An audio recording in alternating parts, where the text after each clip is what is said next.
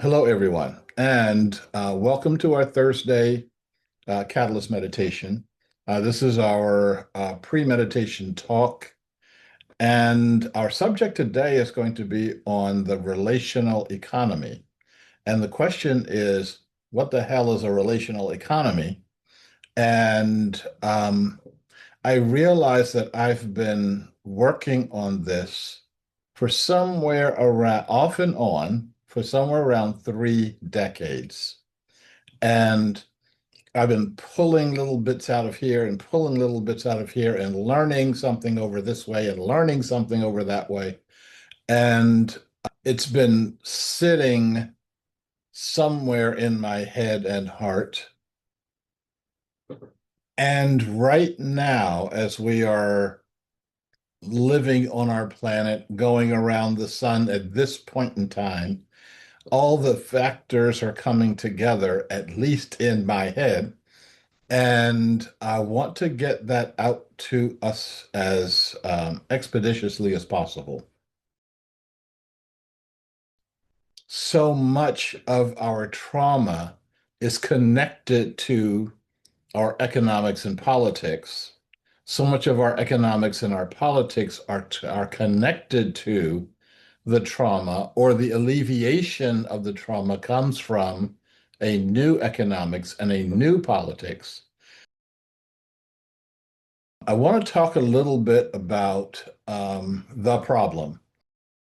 We don't want to dwell on the problem. Everything what you focus on gets stronger. Um, however,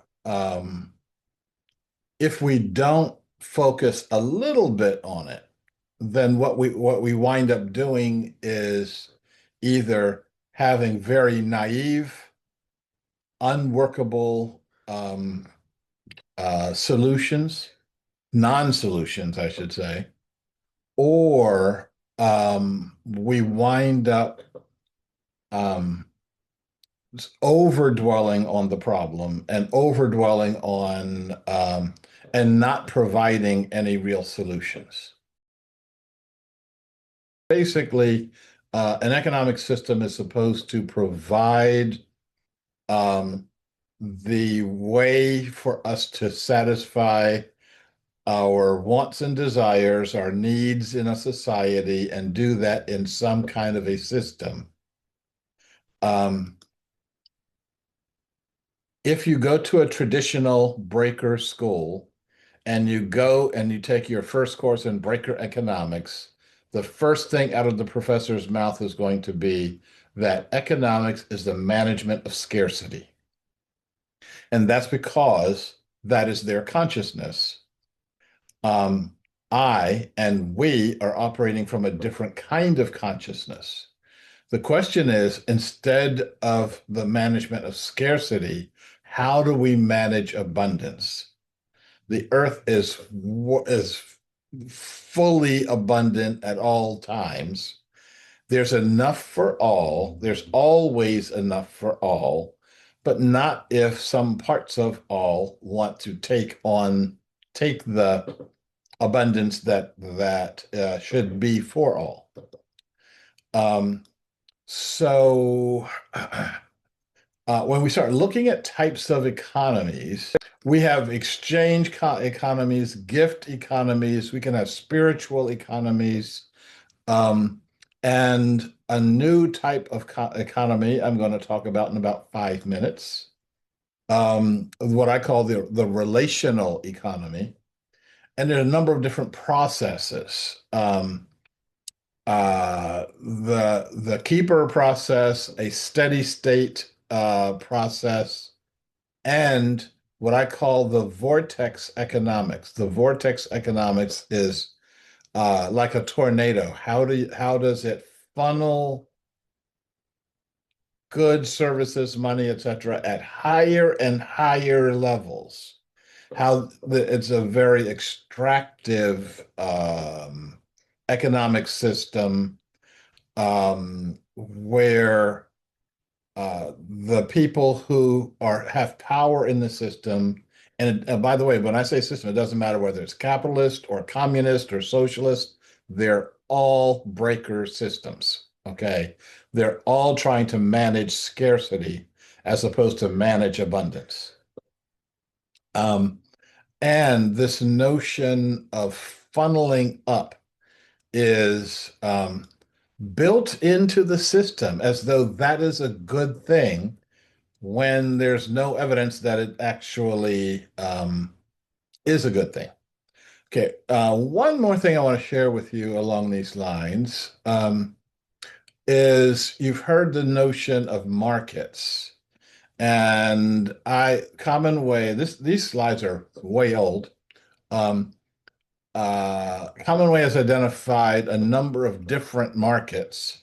One of them, okay, so the black market is both illegal and immoral. And when you think about black market, think about heroin sales, which is a multi-billion dollar industry in America. It's an industry that's so large that it actually changes the relationship of nations around the world. It is illegal, it is immoral, and it's thriving. Um, the next is the gray market, which is illegal, but it's either moral or at least amoral. When I was uh, doing the Three Valleys Project work, and I was having meetings in the evenings. Um, I would pay young girls to babysit children. Generally, I was paying them to babysit their brothers and sisters. Um, but um, I couldn't do that legally because the system required that all of them be, first of all, documented US citizens, and they weren't. That they all had to have these courses that they take at school and how to how to take care of your brothers and sisters, etc. So I wound up paying them, but I knew and they knew and everybody else knew that I couldn't pay them because that's they're in the gray market. Um, the white market is legal and is moral, or at least is amoral. It doesn't have anything to do with morality in either direction. The green market is legal and healing. It's something that actually is healing for the people involved, healing for the planet, healing for our relationships, etc. And then there's what I call the red market, hyper legal. The people who create the red market create the legal system. So it's always legal, even though it can be highly toxic and highly immoral. Um, None of them go to jail because they're all they're towing the line, but they create the line. Okay. And so um and I've lots and lots of examples of that, and I don't have time to go through them. If anybody actually needs any examples of what the red market looks like, um, I'll be glad to share that with you. I had one more line on there, and with regard to the red market, that's what most people think of when they talk about the economic system. But the other parts are very um, powerful, very well known, well thought out in the work situation, all around the world. We get to see that system in operation if you start paying attention to the economic system and not what the news is saying about the economic system. Um, uh, there are countries that call the gray market the illegal but moral market. the informal economy. So TINA, standing for there is no alternative. And this is something that has been bouncing around for a while. And this is how people have been talking about late stage capitalism. That basically this is the only viable economic system that's on the planet right now, and you should get in line with it because there's not an alternative to this. Um, so it will. So the late stage capitalist system is going to take you over, and you should be okay with that. And even if you're not okay with it, it's still going to take you over because there isn't an alternative. So you really should get okay with this. And as I said, I've been to enough places on the planet to recognize that um, there are tons of viable alternatives to the current economic system. Some of them worse than the current system, but many of them really uplifting and have a lot of good potential to them. Um, and I realized that I've done lots of work along these lines, especially when I was doing this work in Sri Lanka and working with an organization, Sarvodaya, that was so large it could affect a new economic system. And I went back and looked at my notes that I had been the work I had been doing in terms of encouraging Sarvodaya to become the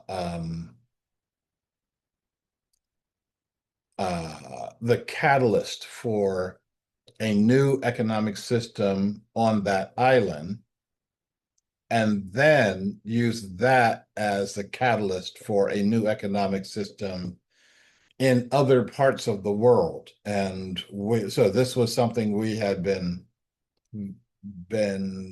thinking about in terms of a literally a world strategy that as an alternative to TINA. I came up with a term. Oops, wrong button. I came up with a term I called ALICE, a living, inclusive, conscious economy. That holds some of the key elements of how we need to think about an economic system. Just by, this is the consciousness part, just by saying it, that means that there is an alternative to TINA. There's an alternative to late stage capitalism. Okay. We just articulated the alternative. We can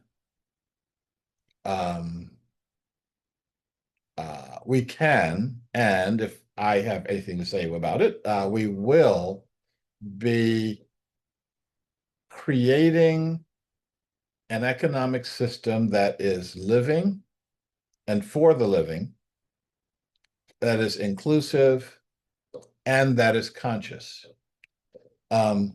I've been calling this the relational economy. You can also call it the holonic economy, the economy of the whole, the economy that is benefiting all. So if we think about and can you see my cursor that I'm moving around on the screen here? Okay. Um, so if you think about the existing system, think about Tina, you think about late stage capitalism and late stage communism. I can't tell the two apart very well. The primary focus is on capital. For a relational economy, the primary focus is the web of life itself and what we do to enhance the web of life, enhance our part of it, but not at the expense of the other parts of it. And that's possible to do. What you'll wind up doing is increasing revenue flow, but slower than if your sole goal is to benefit a handful of people. Um, in the TINA system, the primary beneficiaries of that system are investors, are people who put money into the system, and what they get out of the system is money and a whole bunch of negative energy that they ignore because they don't think that it belongs to them. Um, so when you think about oil extraction, you extract the oil out of the ground and you burn it, and then you do work with that, and you get paid for extracting it, and you stick the money in your pockets, and then you buy real big yachts with it. Everything else about that system, the damage it causes to the earth, the damage it causes to our atmosphere, the damage that it causes to the destabilization of neighborhoods and communities, that all of that has nothing to do with the investors. The only thing that they are concerned about is how much money did I make? In the relational economy, the thing that you are focusing on is the relationship between all living beings. Now, that means that you look at things that like externalities in a different way. The primary goal of the breaker economic system is to make more money, even when the making of more money doesn't make any sense to the participants in the system. Having more money than any 1,000 people could spend in 10 lifetimes, just as long as your numbers are going up, then the system works. If the rest of the world is falling apart, as long as your bank account is bigger, you are a success in that system. We need to change that. And we need to change that to a particular goal and a vision. And that very particular goal and a vision is, how do we create a world that works for all living beings? If somebody has another goal, then they need to start articulating that right now. So we have that goal. We have a goal of a world that works for all. And that is how we judge the how well that system operates. There is a lot more detail here. We're not going to do that lot more detail right here. This is enough of a taste, I hope, for us to start the process of getting around and getting behind a vision that is in alignment with our consciousness, in alignment with life on our planet, and in alignment with our future. The system has to be a global system. Lots of folks talk about economics, but they're talking about a handful of people over here and a handful of people over here. It's got to work for 8 billion, and it can. Um, and we can get there, and there are steps to getting there.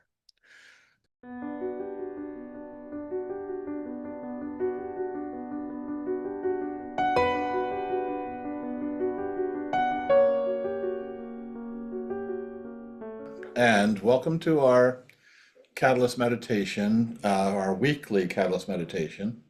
Welcome to those who have joined us today. Welcome to those who are following on the outline, and welcome to those who have been with us in the past on the Catalyst meditation but can't join us today. What we usually do is center ourselves and center with on ourselves and center on all other beings. We're going to do that with a synchronized breathing. So I'm going to invite you to breathe in,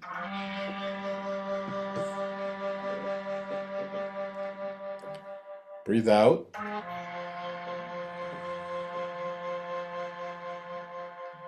breathe in,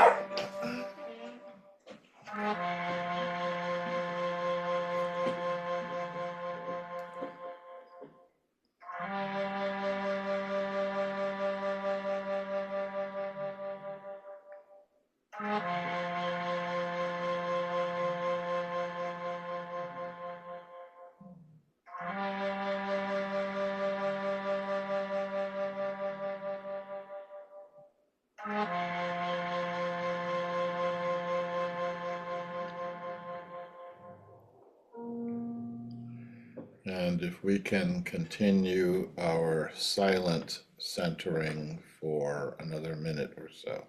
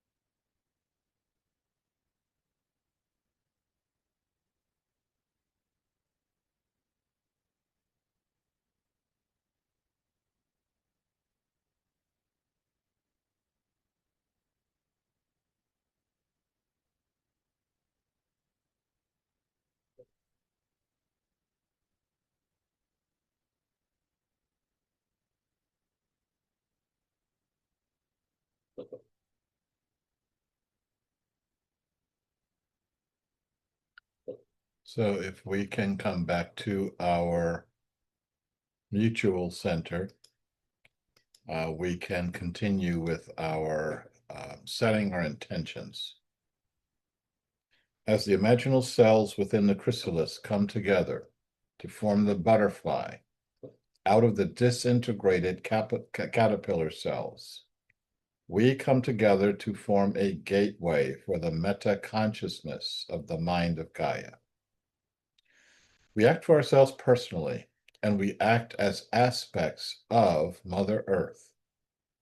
The universe is one, is alive, and is conscious. Holonic consciousness is a fundamental aspect of the universe. Every atom in the universe holds consciousness. It is always with us. We're acknowledging this now because many humans have forgotten, and many humans have been in denial.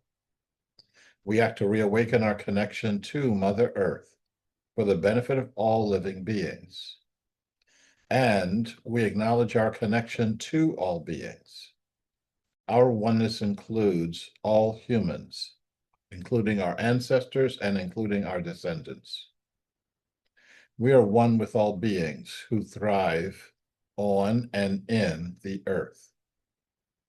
We are one with all beings who thrive on and in the water. We are one with all beings who thrive on and in the air. We are one with all beings who thrive on and in our bodies. We are one with all beings that thrive on light, the beings of the plant realms. We are one with all meta-beings, including the earth as a living meta-being, water as a living meta-being, fire as a living meta-being, air as a living meta-being. We are one with all colony beings, meta-beings that are collections of solo beings, and that includes murmurations, colonies, schools, hives, pods, flocks, herds, migrations, harmonies, swarms, and other forms of colony beings.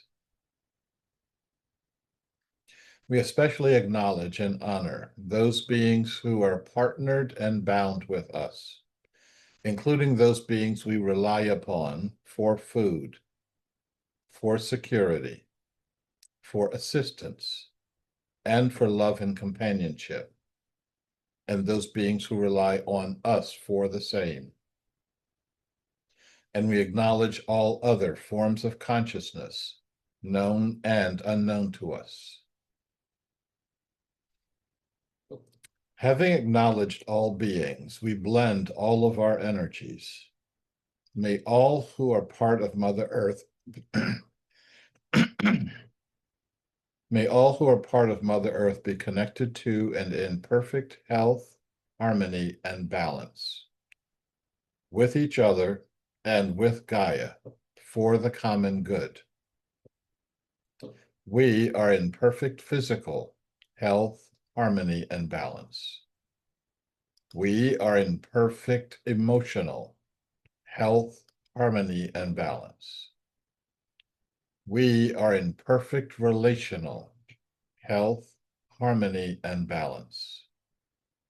We are in perfect mental health, harmony, and balance. We are in perfect spiritual health, harmony, and balance. We are in perfect holonic health, harmony, and balance.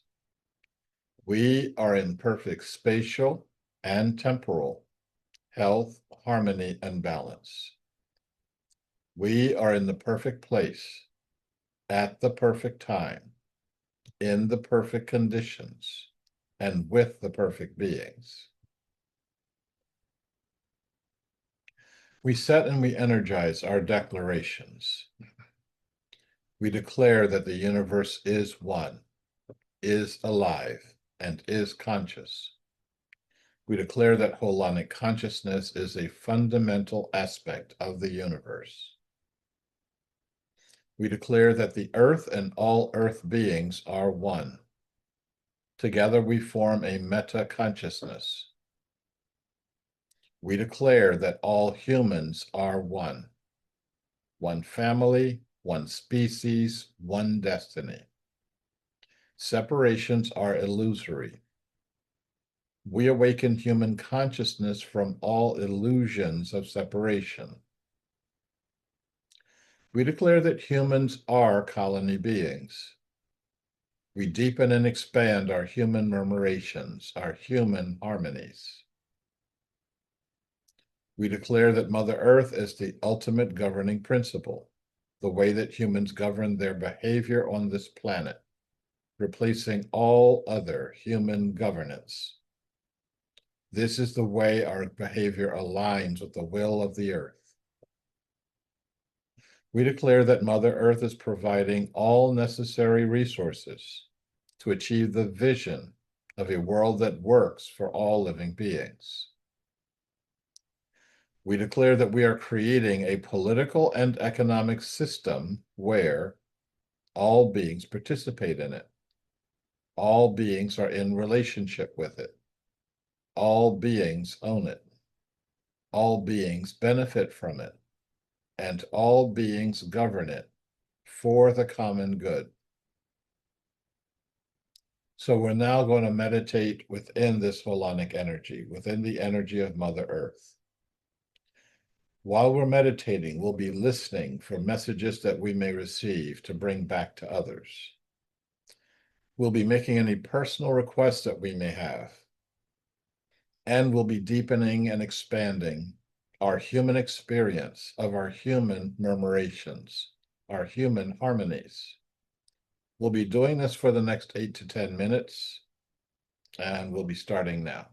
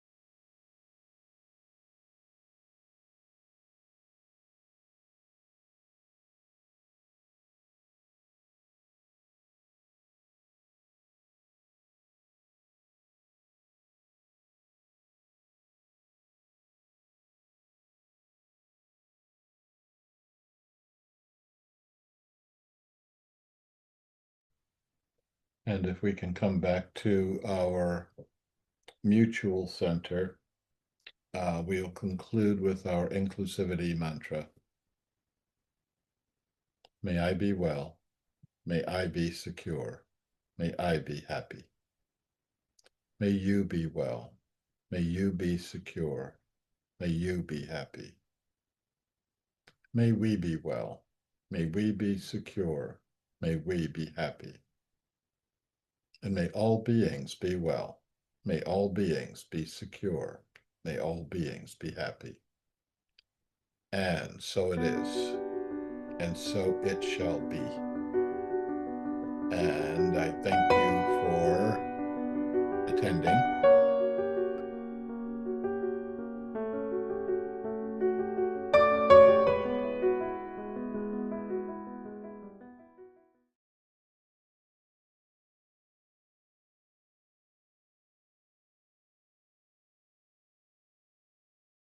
There's an awful lot more to all of those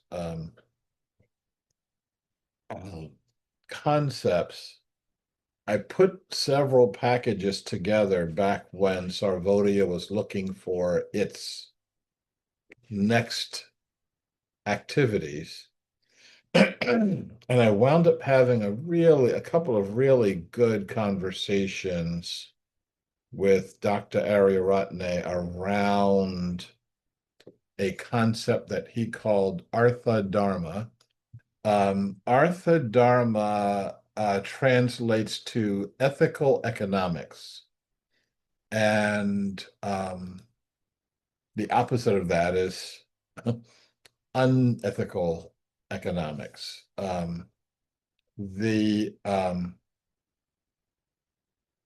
He had some basic concepts that he talked about with regard to that. The main element of Sarvodia's economic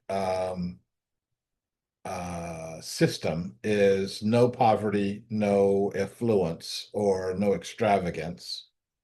And he's saying that poverty and extravagance are the two sides of one coin. And we don't need the coin at all. That the basis of economics should be sharing, and we're sharing resources, sharing time, and sharing material. We should diminish the value of money and increase the value of the Buddhist concept of right livelihood. That the relationships between people are more important than relationships with money and even worse than money is corporations. He talked about spiritual economics, but we didn't talk that much about it. And he said that an economy should be based on real needs and real conditions and should be based first in agriculture. And I agree with that. It's like, if you can't feed yourself, you need to be able to feed yourself. And he said that the economy should be based on full engagement, not full employment. And I was just watching, before we got started, a guy out on 14th Avenue. Well,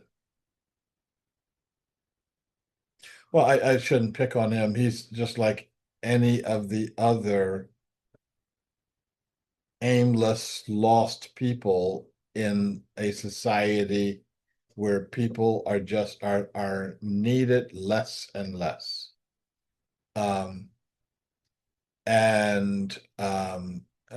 Ari said that the economic system should be a village-focused development, not individual-focused economics or corporate-focused economics, or that's what he said. And then I would add to that, and not the economics of the state either. And that the economic system should intensify natural processes, not diminish natural processes. And so he also said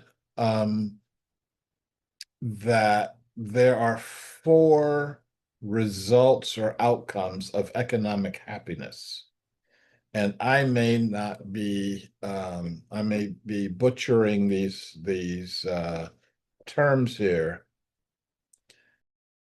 The first one is anana sukha, which is earning enough.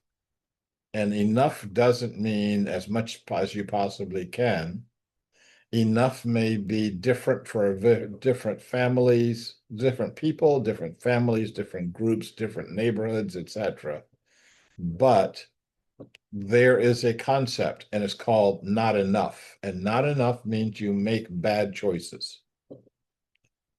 And then there's a concept of too much. You can have too much money.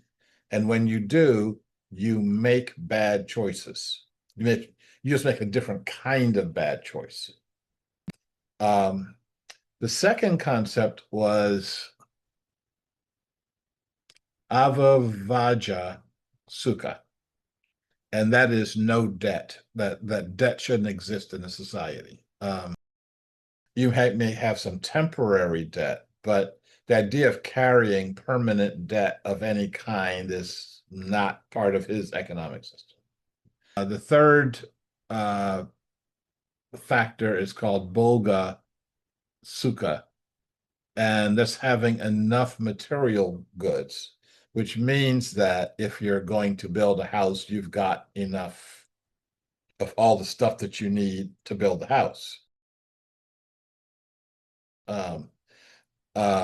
You have enough of the material stuff. If you're going to feed your neighborhood, you got to have enough food. It's another kind of enoughness. And then the final result or outcome of economic happiness would be anatta sukha, which is having enough spirituality that your economic activity should be catalyzing your spiritual activity and vice versa, so that you've got there's a balance in your life. Remember, I said that this is a system where enough means you don't have too little and too much. Is it possible to have too much spirituality? I asked him this question, and he said no. But it's possible to spend too much of one's time in search of a state that is outside of one's experiences and in some way is otherworldly. That enough spirituality means that you live your 3D reality with a deep understanding that there's more to life than your 3D reality. And so I thought that was very helpful. Yeah, I'm really glad to see discussion of this, especially the concept of a spiritually based economic kind of system, especially the way it's broken down. Because one of the things I've seen and have kind of felt limited in my capacity to do anything about is just how many people in our 100 years ago in an agrarian based economy, there were places and ways that meant most people could make a living. I mean, you didn't have to have a big education. If you had skill, if you had basic skill, basic knowledge, you were basically healthy. You could do farm work, and there was plenty of it to do. You could find work. And I've just sort of watched in my lifetime, watched that just sort of disappear. And yet there's still people that don't necessarily have a lot of education, but are healthy and able-bodied, are very capable of doing physical labor, which there's always going to be a need for. And they have no place there's no place for them, and I'm watching one of the one of my friends has a son here that comes in that fits in that category, and unfortunately his due to some not good choices in his life, he has to be medicated, and he can't problem solve. So I have him come over and help me in the garden, and I pay him. I can't pay him a living wage, clearly, but I can give him extra money, um, and he's healthy. He has a degree in plastics. He can't keep that job A, de- because of his what? disabilities. A He de- can't keep a job in the plastics industry because of his disabilities. And but he's healthy. He's able-bodied. He's very sweet-natured, but he has to be supervised. um, And it's like there's no place for him. I mean, I see him take job after job after job and get fired or let go or God forbid quit. I mean, there's no place for him in this society. And uh, yet, he's a worthy human being. I'm just seeing that 100 years ago he could have gotten work on a farm and would have been perfectly fine because there would have been other people around to help him supervise. He probably wouldn't have gotten himself in the trouble that resulted in the condition he's in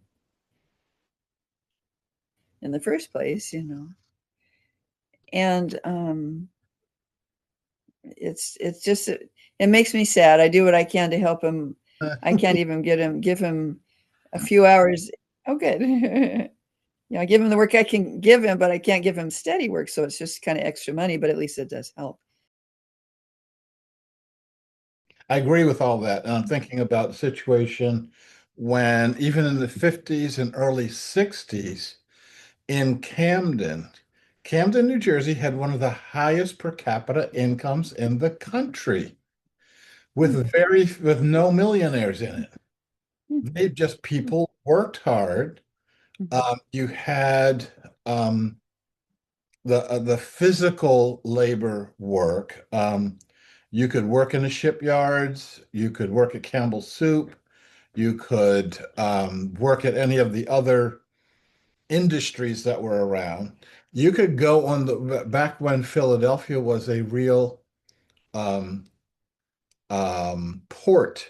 You could go down to the the waterfront and just stand there, and folks would you could get on a work crew and you'd unload a boat, and at the end of the day they paid you, hmm, and you did that as many days as you needed to support your family or whatever.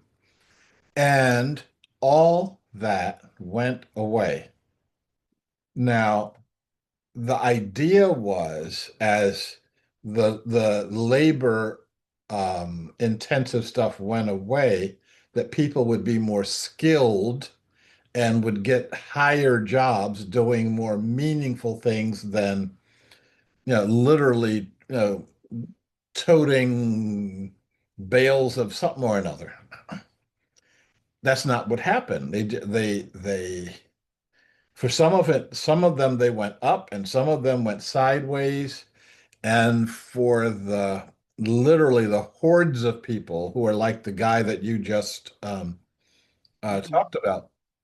But then there are other folks. I mean, there are college educated folks. Let me calm down. They're college educated folks, and I'm watching them interviewing for jobs as baristas in the coffee house. And nowadays, the big coffee places are requiring college degrees because they can. to They- make coffee. yeah, Jeez. yep, yep. They are requiring college degrees to do something that you didn't go to school for. Um, and now I saw that they moved new equipment into Pete's Coffee House. Um, so that the people who are the human beings that are there have to do less and less with the production of your coffee. The coffee will be producing itself. the goal of the system is the benefit of the society, and they define the benefit of the society as making more money. And um, the entire the relationship between the economic system, the political system, the social systems, all these different systems, the relationship is simply everybody is engaged in this make more money for the investors, who are the only human beings in the process, and everybody else, you know, too bad, but yeah, you are um, just another externality. One of the things that I got, and it really took a while before when I first started going abroad, I was going to third world countries where the systems are just so different from what we've got here. Um, I remember being in Uganda and seeing how traffic flowed or did not flow. And it's like, how can they do this? And it's like, you're looking at it the wrong way. With no system whatsoever, they can do it. You know, people get from point A to point B, and there's no system there, but they make the system up as they go along. Um, um, a couple of years ago, when I was in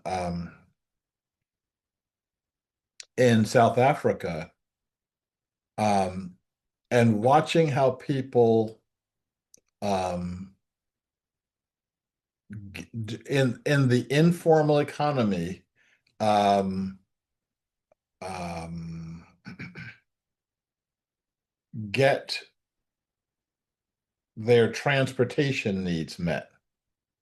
Um, they are hitchhiking from one area to, well, hitchhiking, but it's a very formalized system. If you're going from this point to that point, you should be paying that person that picks you up X amount of money.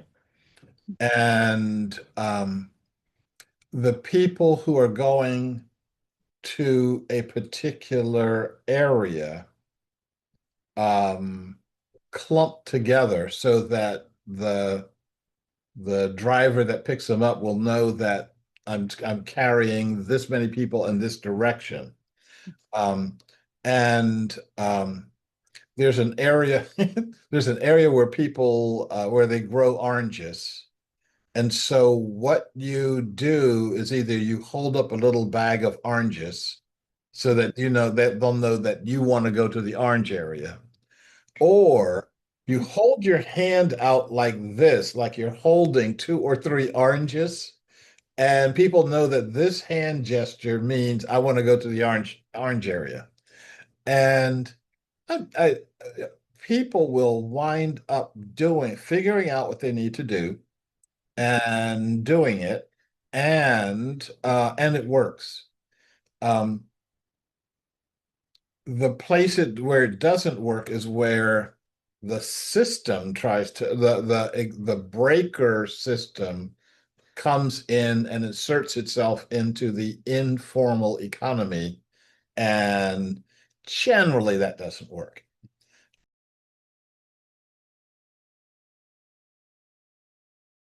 There was a way that they would sort themselves out. Um, the guys who the folks who needed day labor, and these guys, the skilled ones went early.